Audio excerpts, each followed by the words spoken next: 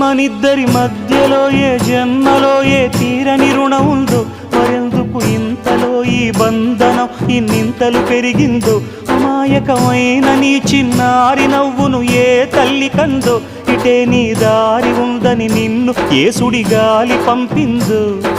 పాపం పుణ్యం దేవుడికెరుక, పేదకు దొరికిన బంగారు కణిక, పాలు వెన్నాలేవని అనక ప్రేమను తాగి పెరగవెసిలక. వలేసే పాడు లోకం కంటపడక ఉండు నాయనక, ఇలా నా గుండెలోనే గువ్వల కొలు ఉండిపోయింక. ఇటే పోస్తే ఎమున్నైనా నిలేస్తానే, మరింక ఏ కీడు నీ వంక రాలేదు.